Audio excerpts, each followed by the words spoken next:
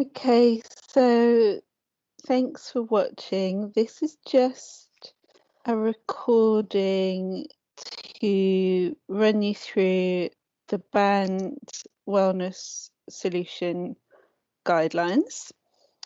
Now, even if you are working on an autoimmune paleo ketogenic diet, this visual is so helpful because what I see again and again is that the basic combinations are so helpful.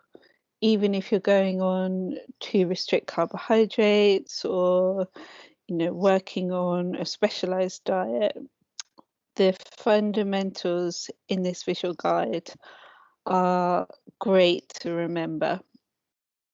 So the main mistakes I see are here in the carbohydrate section. So I'm going to talk about that. Protein, most people know about, but often I see this a little bit low. So I'll mention that. Dairy, a lot of the time I do recommend dairy free. So we'll just perhaps move over dairy and have a talk about the veg. So starting with the carbohydrates.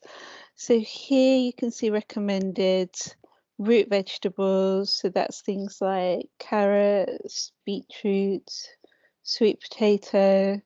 Go for the colour. Parsnips are great, squash is great.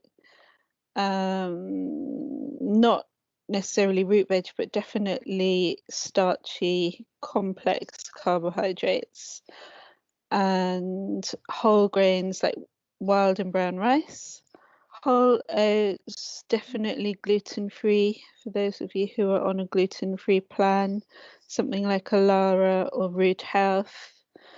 Quinoa, I find often people react to, probably because of storage, but buckwheat is great. And then limit refined grains like pasta and bread. That's because partly they affect the body in a similar way to sugar. So they're going to send your blood sugar rising. And then the other reason, of course, is because you may be reacting to the gluten proteins.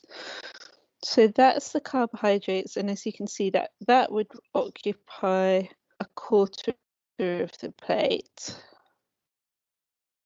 Now, if you're going further into low carb ketogenic, you could have just a quarter of a plate, but watch out for low blood sugar crashes. If you're still having these peaks and crashes in your blood sugar, likelihood is you need more complex carbohydrates.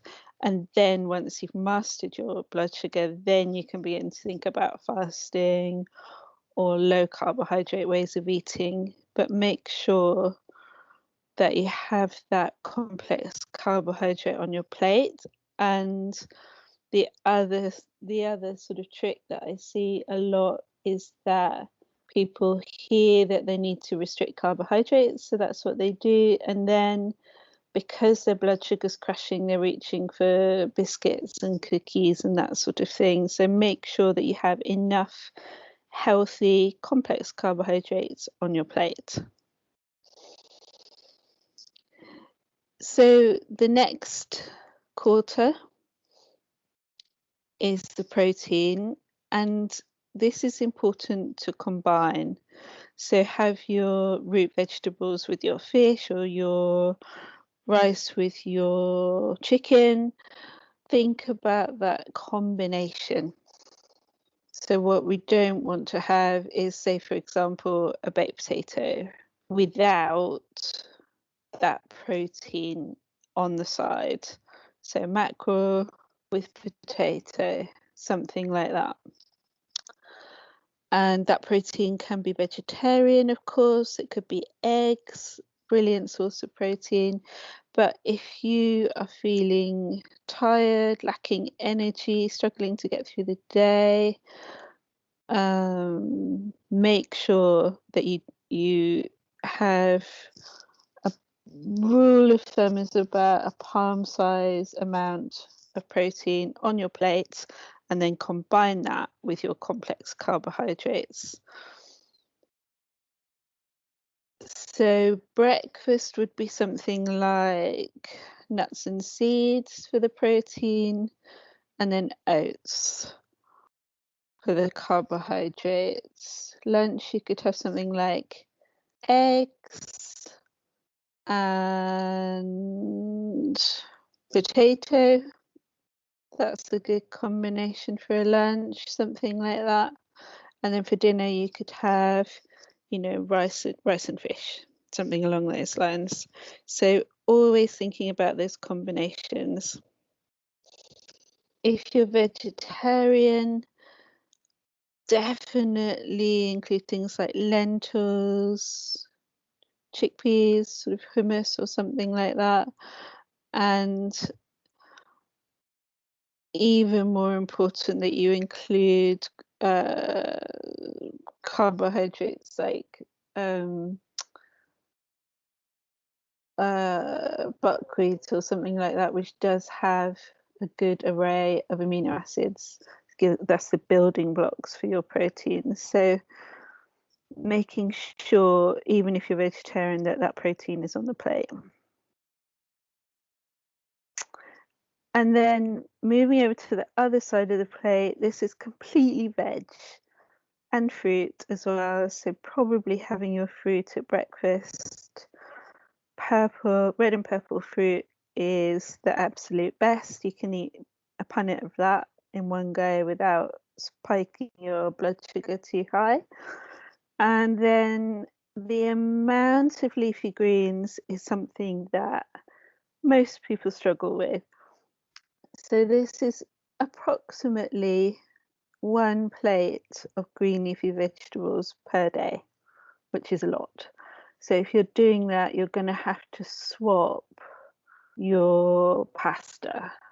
So if you would perhaps have chicken with a whole plate of leafy greens, something like that.